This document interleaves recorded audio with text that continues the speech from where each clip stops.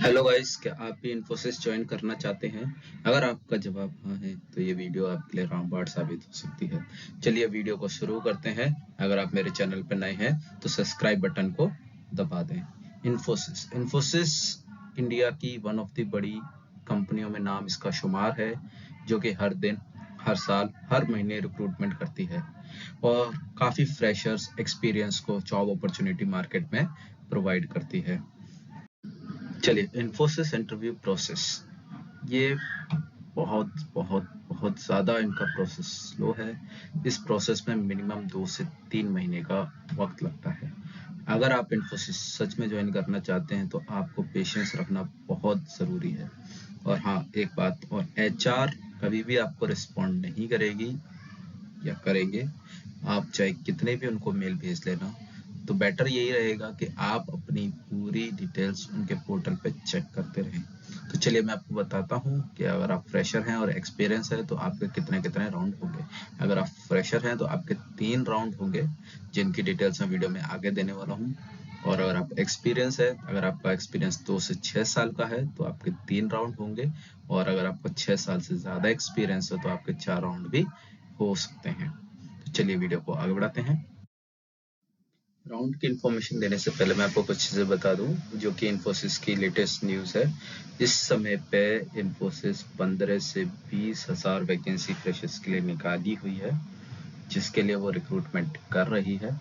तो ये एक गोल्डन अपॉर्चुनिटी है उन बच्चों के लिए जो इस साल बीटेक पास हुए हैं और 4 साल तक, मीन्स 2018 2022 से लेकर, सॉरी 2020 से लेकर 2024 तक के सारे बच्चे इसमें अप्लाई कर सकते हैं। तो ये एक गोल्डन अपॉर्चुनिटी है बच्चों के लिए जो कि इस साल पास आउट हुए हैं और एक अच्छी नौकरी और करियर में किक स्टार्ट करने के लिए इन्फोसिस वन ऑफ दी अच्छी कंपनी मानी जाती है। तो मैं आपको कुछ फैक्ट्स बताना चाहता हूँ कि हर साल 3,36,63,685 ग्रेजुएट होते हैं इंडिया में, जिसमें से सिर्फ 10% लोगों को ही जॉब लगती है। तो अगर आप चाहते हैं तो आपको समझना पड़ेगा कि कितना ही कंपटीशन टफ हो चुका है और ये एक वन ऑफ दी बड़ा अपॉर्चुनिटी आपके लिए साबित होगा। अगर आप एक्सपीरियंस है तो आपके लिए इस समय पे सबसे ज़्यादा बूम सीनियर जावा डेवलपर की जॉब के लिए इन्फोसिस बहुत बहुत सा हायरिंग कर रही है। और अगर आपके पास स्प्रिंग बूट प्लस AWS है तो ये आपको प्रोसेस को और भी आसान बना देगी। और इस समय पे सबसे ज़्यादा जो जॉब्स अपॉर्चुनिटी बूम हो रही है वो ये जो मैंने आपके लिए मेंशन किया है इस वाले में हो रही है। अगर आप इन्फोसिस में अप्लाई करते हैं तो अपना रिज्यूमे इस हिसाब से सेट कर लें। और एक और चीज़ मैं आपको बता दूं, जब भी आप इन्फोसिस में अप्लाई करते हैं naukri.com से या लिंक्डइन से, तो वो क्या करते हैं, वो जो आपकी जॉब है उसको वहां से पिक तो कर लेते हैं बट आपको रिजेक्ट करके एक और नई प्रोफाइल बनाते हैं। तो बेटर है, अगर आपको सेलेक्ट होना है और एक ही बार में प्रोसेस को स्मूथली चलाना है तो आप careerinfosys.com से डायरेक्ट उनके पोर्टल पर जाके अप्लाई करें। प्रोसेस फास्ट होता है और आपका रिक्रूटमेंट और इंटरव्यू कॉल आने के चांस भी बहुत ज़्यादा होते हैं।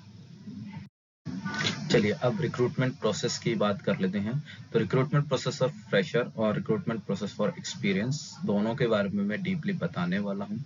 अगर आप एक्सपीरियंस है जो वीडियो देख रहे हैं तो वीडियो का कुछ पार्ट स्किप करके वहां तक जा सकते हैं। डायरेक्टली इस स्लाइड के बाद वहां पे आपको मैं पूरे एक्सपीरियंस की बताऊंगा। अगर आप फ्रेशर हैं तो आप वीडियो को यहीं बने रहें, और आपको अगर वीडियो अच्छी लग रही है और अगर इन्फॉर्मेटिव लग रही है तो सब्सक्राइब और लाइक कर दें।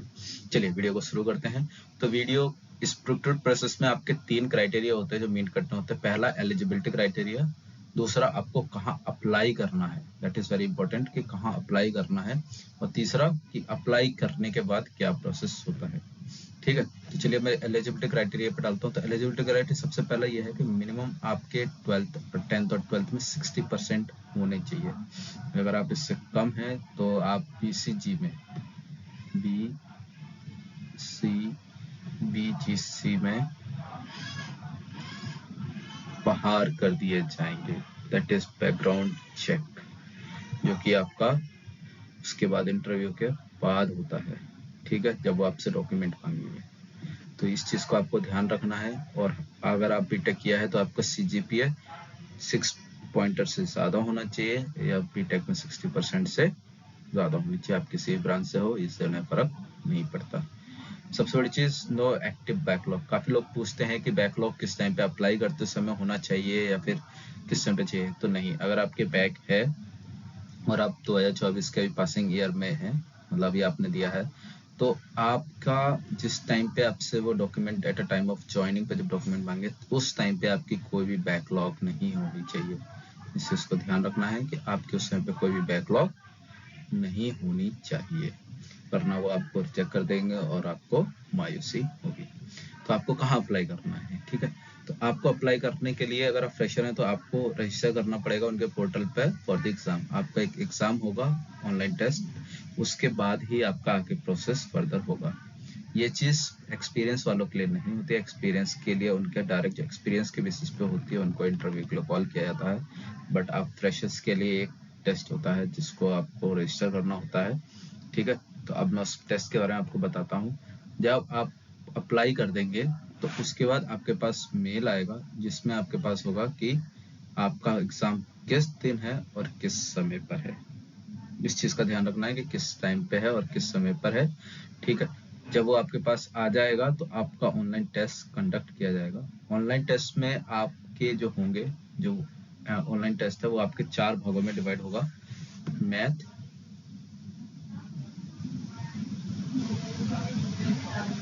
ठीक है, रीजनिंग, इंग्लिश।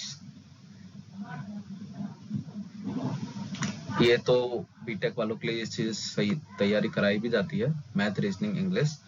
इसके बाद आपके पास सबसे मेन चीज होती है कि कुछ बेसिक कोडिंग क्वेश्चंस। आपसे कोड नहीं लिखवा जाएगा, बट आपसे सूडो कोड टाइप पूछा जाएगा। जैसा आपको पता है, pseudo code is just the in a simple language और the procedure and the code execution was written. तो इसमें आपको ज्यादातर सूडो कोड जो लिखने होंगे, C plus plus, Java, Python, आप किस भी लैंग्वेज में लिख सकते हैं जिसमें आप कंफर्टेबल हैं, बट आपको सूडो कोड लिखना पड़ेगा, ठीक है। सूडो कोड आप अपने इंग्लिश में ही उसमें दिया दिएगा, आपको सूडो कोड लिखना पड़ेगा कि आप क्या क्या स्टेप फॉलो करने वाले हैं, ठीक है। उसके बाद आपकी होती है puzzle solving. Puzzle solving it's like more than reasoning, but it's like you're testing the IQ. You just check your IQ. तो ये इतना टफ नहीं होता है, बट अगर आपको करना है तो आपको सूडो कोड लिखना ही पड़ेगा। तो उसी के बेसिस पे आपको वो आगे इंटरव्यू के लिए कॉल करते हैं। और हाँ, इसमें जो आपके नंबर ऑफ क्वेश्चंस होते हैं, मैथ के 10 क्वेश्चंस होते हैं, रीजनिंग के 15,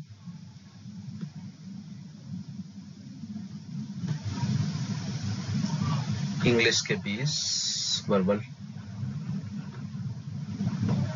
वर्बली बोलते हैं, और सूडो कोड।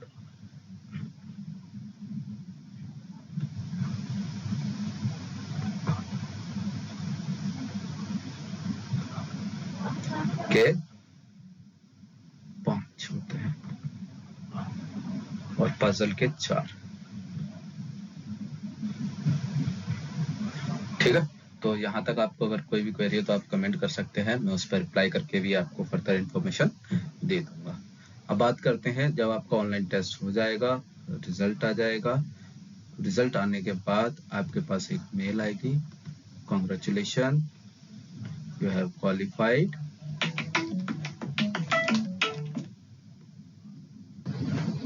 सॉरी गाइस, एक कॉल आ गया था बीच में। तो आपके पास जब टेस्ट हो जाएगा तो आपके पास एक कॉन्ग्रेचुलेशन मेल आएगा कि you have qualifying your online test, and उसके बाद आपके पास टेक्निकल इंटरव्यू की डिटेल्स आएगी, ठीक है। टेक्निकल इंटरव्यू आपका 2 तरीके से हो सकता है, ऑनलाइन टीम्स पर और फिजिकल।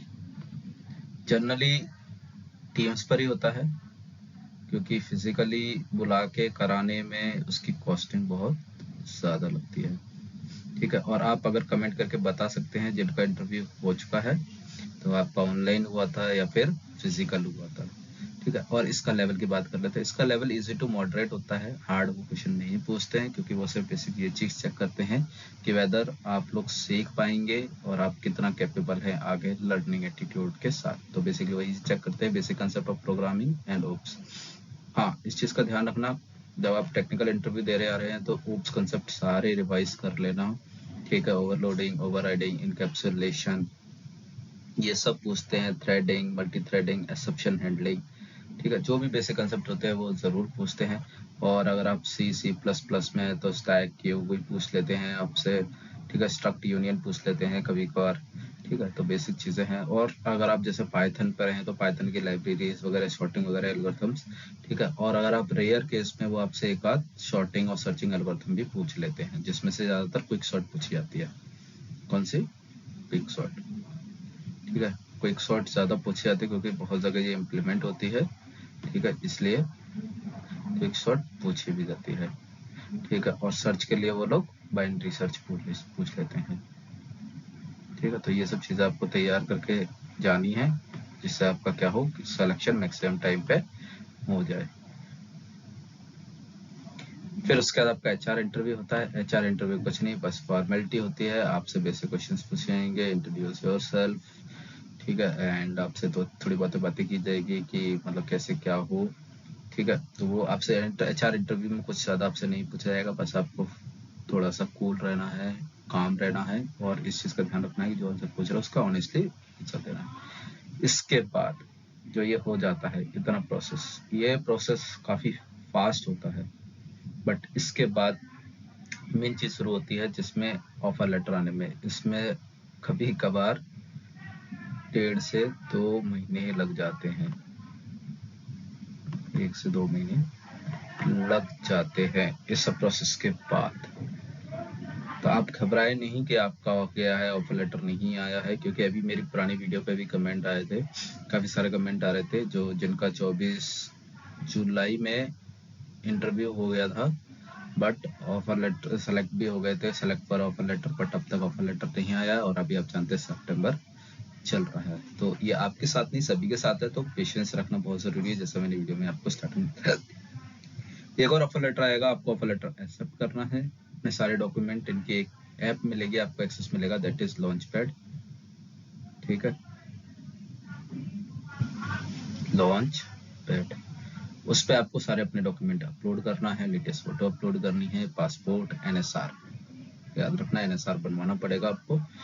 उसके बाद आपको एक on boarding date of joining मिलेगी, डेट ऑफ ज्वाइनिंग पे आपको वहाँ पे उनके एड्रेस पे, जिस ऑफिस जो नियर बाई एड्रेस होगा, ऑफिस होगी जहाँ वो आपको बुलाएंगे वहाँ जाना होगा।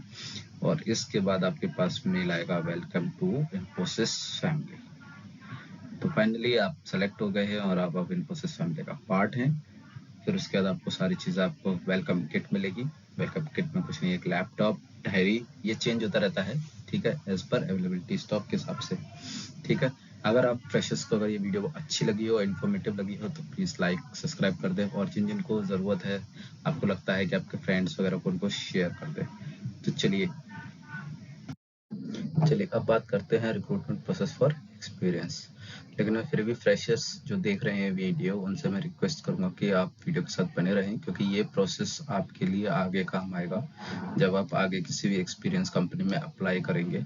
आप एक्सपीरियंस का जब भी जॉब स्विच करेंगे तो आपको इस चीज़ की इन्फॉर्मेशन की ज़रूरत पड़ेगी। तो अगर आप, बेहतर है अगर आप बने रहें, ठीक है। चलिए वीडियो को स्टार्ट करते हैं। तो वीडियो में सबसे पहले मैं आपको बताने वाला हूँ कि जो एलिजिबिलिटी क्राइटेरिया है, ये आपका BGC के साम पे चेक होगा। जब आप अप्लाई करेंगे तो उसके बाद BGC क्राइटेरिया में जो होता है उसमें ये आपको ये चेक करते हैं। मैक्सिमम टाइम जो आपकी अगर रिजेक्ट होती है तो वो रिजेक्ट हो जाएगी यहाँ पे, अगर आपकी ये क्राइटेरिया नहीं है। और वैसे एक्सपीरियंस वालों के लिए तो ये क्राइटेरिया पहले भी उन्होंने मीट कर रखा होगा, तो ये नहीं बॉदर करते। बट आपको इस चीज़ का ध्यान रखना है कि आप किसी प्रोफाइल के लिए अप्लाई कर रहे हैं तो उसका GD जरूर एक बार पढ़ें, GD पे क्या है, और GD के हिसाब से अपना और स्किल्स के हिसाब से अपना रिज्यूमे मॉडिफाई करें, ठीक है। ये बहुत ज़रूरी होता है, जिससे कि आपकी क्या है, शॉर्टलिस्ट होने के सबसे ज़्यादा चांस।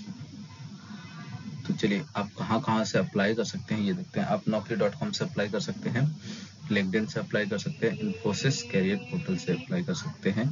इन्फोसिस मैं प्रेफर करता हूँ कि आप इन्फोसिस कैरियर पोर्टल से ही अप्लाई करें, क्योंकि अगर naukri.com या लिंक्डइन से करेंगे तो आपको पूरा प्रोसेस करके आखिरी में रिजेक्ट कर देंगे। रिजेक्ट करके आपकी एक नई प्रोफाइल क्रिएट करेंगे, ठीक है। उसके अकॉर्डिंग ही आपको पूरा ही ऑफर लेटर वगैरह दिया जाएगा। इसका मैं आपको कारण बताता हूँ ऐसा क्यों होता है, क्योंकि जब भी आप लिंक्डइन नौकरी से अप्लाई करते हैं तो वो आपको एज अ रेफरेंस देते हैं, तो आपकी प्रोफाइल वहां से उठाई गई है, तो अगर आप सेलेक्ट होते हो तो they need to provide some benefits to them. So वो क्या करते हैं, इसलिए मैं बेटर आपको कहूँगा अगर आप इन्फोसिस कैरियर पोर्टल से अप्लाई कर रहे हैं तो आपके पास इंटरव्यू कॉल पहली बात तो फास्ट आएगी, जल्दी आएगी, और आपका प्रोसेस भी फास्ट होगा। तो इस चीज को ध्यान रखना, क्योंकि ये चीज मैंने ऑब्जर्व करी है और काफी लोगों के साथ हुआ भी है, ठीक है। और मेरे साथ भी हुआ था, जब मैंने naukri.com से मेरे पास आया था तो वो रिजेक्ट करके पूरा प्रोसेस हो गया था, बट रिजेक्ट करके फिर एक नई प्रोफाइल बनाई उसी में एप्लीकेशन, माई एप्लीकेशन के अंदर, और उसके थ्रू मेरे को इन्होंने ऑफर लेटर रिलीज किया। चलिए ठीक है, अब मैं बात करता हूँ कंप्लीट प्रोसेस की कि इसमें क्या क्या आपके स्टेप्स होते हैं जो आपको फॉलो करने हैं। तो जब आपके पास सबसे पहले आपकी जॉब शॉर्टलिस्ट हो जाएगा, आपका रिज्यूमे शॉर्टलिस्ट हो जाएगा, तो उसके बाद आपके पास टीम एक टेक्निकल टीआर रन 1 के लिए एक मेल आएगा जिसमें आपके पास टीम्स की लिंक होगी, जिसपे आपको टाइम और डेट दिया रहेगा किस दिन आपका होगा। तो मैं टेक्निकल राउंड की बात करता हूँ डीपली कि इसमें आपसे क्या क्या पूछा जा सकता है। तो बेसिकली सबसे पहले आपको याद रखना है कि 30 to 45 का ये इंटरव्यू होता है, 30 to 45 मिनट्स का। तो इसकी एक स्ट्रेटेजी होती है जो कि मैक्सिमम एक्सपीरियंस लोग फॉलो करते हैं, क्योंकि टेक्निकल 1 राउंड आपका क्या होता है कि आपका फर्स्ट क्लियरेंस होता है, स्क्रीनिंग राउंड टाइप होता है, जिसमें आपको क्लियर मैक्सिमम लोग को छाटते हैं। तो याद रखना, जब आपको वो इंट्रोड्यूस योरसेल्फ बोले तो आपको मैक्सिमम जो फोकस रखना है अपने स्किल सेट और अपने प्रोजेक्ट्स पे रखना है, और ये उम्मीद करना है कि आपका जो वो है कम से कम 10 मिनट तक आप अपना इंट्रोडक्शन दे पाओ। तो क्योंकि फिर इंटरव्यूअर के पास सिर्फ 20 मिनट बचेंगे आपको इवेल्युएट करने के लिए, तो वो सिर्फ और सिर्फ लिमिटेड ही क्वेश्चन आपसे पूछ पाएगा। दैट इज रिकमेंडेशन कि आप अगर ऐसा करते हो और आप इंटरव्यू अगर इफेक्टिव देते हैं तो वो आपसे 20 मिनट में ही क्वेश्चंस पूछेगा। टेक्निकल 1 राउंड में आपसे वो जो आपने जो स्किल्स लेके, फॉर एग्जांपल मैं जावा का बंदा था, ठीक है, जावा स्प्रिंग बोर्ड पे मैं काम करता हूँ प्लस AWS, तो उन्होंने सबसे पहले मेरे से जावा 8 के क्वेश्चंस पूछे थे कि जावा 8 के कॉन्सेप्ट क्या क्या होते हैं, जिसमें से उन्होंने लैम्डा और स्ट्रीम एपीआई पे फोकस किया था, और एक थ्योरेटिकल क्वेश्चन पूछा था फंक्शनल इंटरफेस पे, ठीक है। तो मैं यहाँ पे मेंशन कर रहा हूँ स्ट्रीम एपीआई। अगर आप जावा के लिए अप्लाई कर रहे हैं तो आपको स्ट्रीम एपीआई जरूर पूरा करना है अच्छे से, सारे मेथड, इसके सारे इंटरमीडिएट टर्मिनेटेड सारे स्टेप्स आपको पढ़ लेने हैं अच्छे से। दूसरा लैम्डा एक्सप्रेशन, ये लैम्डा एक्सप्रेशन की जरूरत क्यों पड़ी और इसका फायदा क्या है, बेनिफिट क्या है इसके लैम्डा एक्सप्रेशन के। तीसरा फंक्शनल इंटरफेस, ठीक है, जब हमारे पास नॉर्मल इंटरफेस था और हमारे पास डिफॉल्ट मेथड था, तो फंक्शनल इंटरफेस की जावा 8 में जरूरत क्यों पड़ी, ठीक है। तो ये मेन चीजें जो आपको पढ़नी है TR1 के लिए, जिससे कि अगर आप जावा के लिए अप्लाई कर रहे हैं, जो कि अभी सर्विस बूम कर रहा है, वैकेंसीज काफी ज्यादा है, अगर आप इसके लिए अप्लाई कर रहे हैं तो आपको ये चीज स्ट्रीम एपीआई, लैम्डा और फंक्शनल इंटरफेस जरूर पढ़ना है। इस चीज को आपको याद रखना है, इससे में से क्वेश्चन पूछेंगे। इसमें आपसे कोडिंग क्वेश्चंस नहीं पूछा जाएगा TR1 में। हाँ, अगर आपको सिर्फ एक ही TR होना होगा तो वो आपसे बेसिक क्वेश्चन पूछ लेंगे, जो कि मेरे पे पूछा गया था।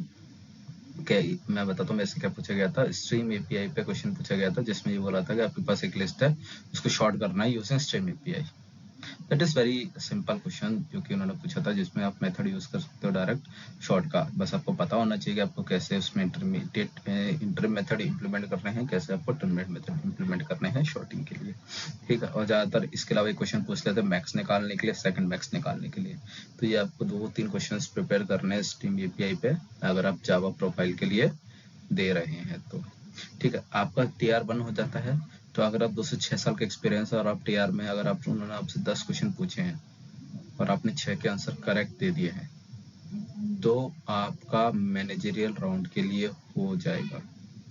आप मैनेजर लाइन में वो आपका मैनेजर राउंड शुरू होगा, फॉर श्योर होगा। इस चीज की मैं आपको देता हूँ, आपको 10 में से 6 क्वेश्चन मिनिमम सही करने हैं, ठीक है। और कोशिश करना, अगर जिसका कभी कभार क्वेश्चन का आंसर नहीं आता तो आप डायरेक्ट बोल सकते हैं, I will be noting down this question, I have not gone through this, I will take a look into this, thank you. इस तरह से आपको इस चीज को बात को वहाँ पे खत्म करना है। मैनुअल राउंड में आपसे जो सपोर्टिंग लैंग्वेजेस होती है, फॉर एग्जांपल आप डेवलपमेंट करते हैं तो आपका प्रोजेक्ट अगर आपका एजाइल में चला है, मतलब किस फ्लो में चलता है इसका, साइकिल क्या है, सॉफ्टवेयर साइकिल क्या है। अगर आपने एजाइल बोला है तो एजाइल के बेसिक क्वेश्चन पूछेंगे कि स्क्रम कॉल क्या होती है, स्क्रम मास्टर क्या होती है, ठीक है, स्क्रम मास्टर का रूल क्या होता है, वेलोसिटी क्या है, ठीक है, कितने टाइम की होती है ड्यूरेशन, ठीक है, ये सब पूछ लेंगे। और अगर आपकी CI/CD पाइपलाइन इंप्लीमेंट है, ठीक है, that is continuation integration deployment cycle, ठीक है। तो अगर आपका CI/CD पाइपलाइन इंप्लीमेंट है तो आपसे वो भी पूछ लेंगे कि आपके वहाँ पे क्या क्या है, जैसे कि हमारे सबसे पहले बिल्ड होती है, ठीक है, फिर डॉकर इमेज क्रिएट होती है, EKS कुबरनेट्स जो कि AWS का है वो यूज करते हैं। तो ये सब चीजें आप बताएंगे कि आपके CI/CD पाइपलाइन में क्या क्या कॉन्फ़िगर है। उसके बाद आपसे थोड़ा बहुत गिट भी पूछ लेते हैं, ठीक है। कभी कभार अगर आप बोलते हो कि आपको गिट आता है तो आपसे गिट पूछ लेते हैं कि आप कैसे करोगे, ठीक है, कैसे मैनेज करते हो, कॉन्फ्लिक्ट कैसे ओवरराइट होगे। उसके बाद आपका राउंड होता है HR राउंड। मैं Tier 2 पे आखिरी में आऊंगा क्योंकि Tier 2 उनके लिए होता है जनरली जिनका एक्सपीरियंस अगर 6 से ज्यादा है तो उनको वो ये सब चीजें पूछते हैं। फिलहाल मैं HR राउंड की बात करता हूँ। HR राउंड में वो आपसे सिर्फ और सिर्फ आपकी सैलरी डिस्कशन करने आएंगे कि भाई आपका हो गया है, हम आपको फलाना फलाना अमाउंट ऑफर कर रहे हैं, आप करना चाहोगे। तो जो मैंने चीज़ नोटिस करी है कि मैंने 2022 में अप्लाई किया था, तो मैंने क्या किया था, नेगोशिएट किया था। उन्होंने उस समय पे मेरा पैकेज कम था तो उन्होंने मेरे को 12.5 ऑफर किया था। तो मैंने उनको बोला था कि 12.5 तो नहीं, आप मेरा 14 कर दीजिए। तो उन्होंने कहा कि ओके बोल के कॉल डिस्कनेक्ट कर दिया। उसके बाद मेरे पास वहाँ पे कुछ दिनों में दिख के आ गया रिजेक्टेड, ठीक है। तो ये गलती नहीं करनी है, इस चीज़ का ध्यान रखना है क्योंकि वो आपको अकेले सेलेक्ट नहीं किया है, ठीक है, उन्होंने काफ़ी लोगों को सेलेक्ट किया है। जिसका पैकेज कम से कम होगा और जो कम से कम रिक्वायर्ड कर रहा होगा वो उसको ले लेंगे। तो अगर आपको पैकेज ऑफर करने आते हैं तो इनिशियली आपको उसको एक्सेप्ट हाँ ही बोलना है, ठीक है, कोशिश करनी है कि हाँ ही बोलना है जिससे आपके पास ऑफर आ जाए, जिसके बेसिस पे आप आगे प्ले करना चाहें तो कर सकते हैं। तो अगर एक्सपीरियंस है तो प्लीज़ ये गलती ना करें, आपको बाद में मेरी तरह रिग्रेट होगा, ठीक है। तो 2 साल बाद फिर मैंने 2023 में फिर अप्लाई किया था। तो उसमें मेरे को, क्योंकि उधर ही मेरे को पुरानी कंपनी में भी अच्छा हाइक मिल गया था, तो उधर मैंने काफ़ी अच्छे अमाउंट के लिए किया था। तो उधर मेरा Tier 2 हुआ था। पहले में मेरा Tier 1 से ही काम चल गया था, दूसरी बार में मेरा Tier 2 भी हुआ था। Tier 2 में वो अच्छे क्वेश्चन पूछेंगे, फॉर श्योर अच्छे क्वेश्चन पूछेंगे आपको। वो कभी कभार इसको क्लाइंट इंटरव्यू के भी नाम से बोल देते हैं कि आपका क्लाइंट इंटरव्यू, ठीक है, बट जनरली ऐसा वो होगा नहीं, ठीक है। तो जनरली वो ये भी बोल देते हैं कि क्लाइंट इंटरव्यू है और टेक्निकल राउंड 2 है, उसमें आपसे अच्छे क्वेश्चन पूछेंगे, जिसमें कि आपको एक क्वेश्चन तो ज़्यादातर सबसे फेवरेट क्वेश्चन होता है सबका, जिसकी आपका मालूम है हैश मैप की वर्किंग, ठीक है। दूसरा क्वेश्चन पूछेंगे आपसे कलेक्शंस, ठीक है, कलेक्शंस पे क्वेश्चन रहेगा काफ़ी अच्छा, हैश मैप को छोड़ के जो और कलेक्शन है, वेक्टर है, रजिस्ट है, लिंक लिस्ट है, ठीक है, ये सब पूछेंगे आपसे। और तीसरा पूछी जाती है डिज़ाइन पैटर्न, ठीक है। मेरे से जो पूछा गया था, मेरे से फैक्ट्री डिजाइन पैटर्न और सेकेंडरी डिजाइन पैटर्न पूछा गया था, जो कि मैंने आराम से बता दिया था, ठीक है। तो ये चीज डिजाइन पैटर्न पे आ जाते हैं, कलेक्शन पे आ जाते हैं। उसके बाद अगर आप जावा स्प्रिंग बोट पे हैं तो स्प्रिंग प्रोफाइलिंग, ठीक है, स्प्रिंग प्रोफाइलिंग हो गई। स्प्रिंग प्रोफाइलिंग के बाद आपसे स्प्रिंग सिक्योरिटी,